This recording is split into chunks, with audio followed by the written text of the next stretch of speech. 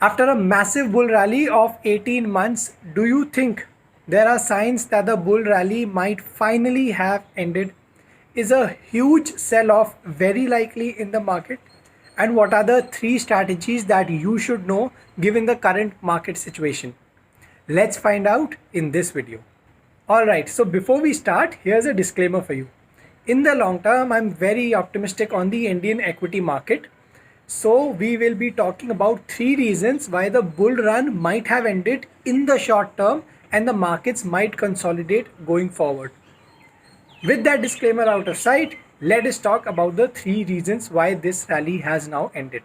The first one is that the markets are extremely overvalued at 18,500. In fact, 30 out of the 50 stocks of Nifty are trading at a premium to their historical PE averages, which suggests high overvaluation in those stocks. Now, any company needs to show high earnings growth and high profit growth to justify the kind of valuation that it is getting in the equity market. On that, it is highly uncertain whether the companies will be able to deliver that kind of growth, but we'll get to know that once the companies declare Q3 and Q4 results. So right now, the markets might be volatile given the uncertainty there. The second reason is the chances of liquidity withdrawal by the central banks across the country. Now understand this.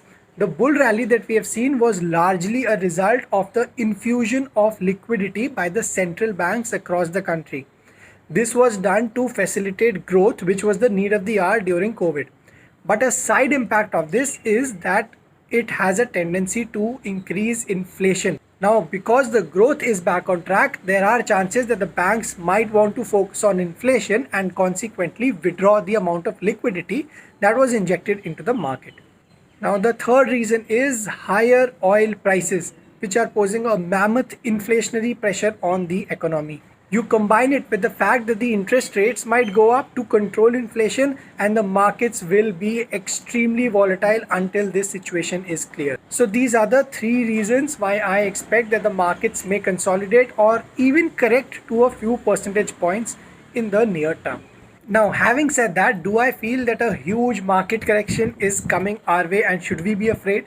Absolutely not. Yes, liquidity withdrawal could take place. Inflationary pressures are there in the economy.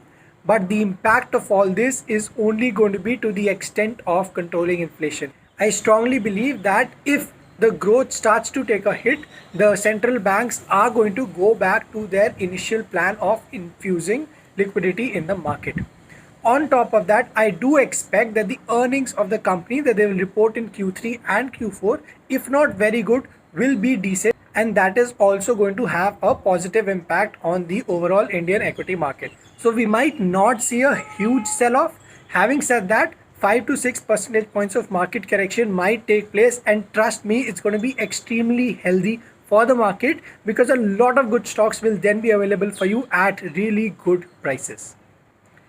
Now, what are the three strategies that you should adopt in this market situation? The first one is absolutely do not try to time the market. If you feel that you can buy at a price when the market was at its low and then you'll sell when the market achieves its peak, the only person that you'll be fooling is yourself. If there is one lesson that you would want to take out of this video, here is it. You cannot time the market. I cannot time the market. The biggest investors out there also cannot time the market.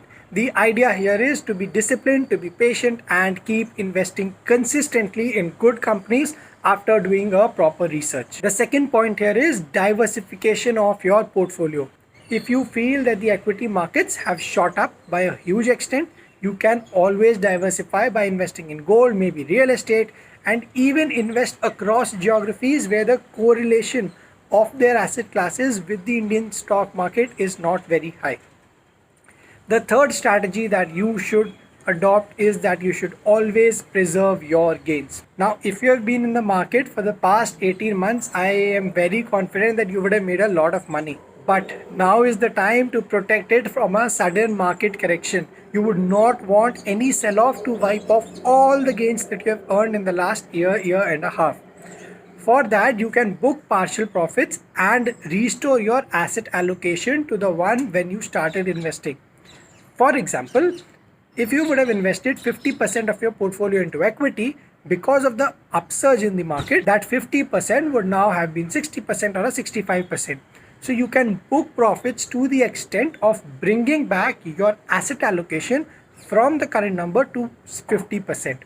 This will make sure that your overall investment is in line with your investment objectives, and you also do not run a risk of your gains being wiped off as a result of a sudden market correction.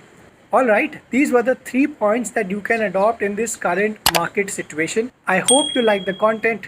Do subscribe to Finance Lens for more of such content, and I'll see you the next time.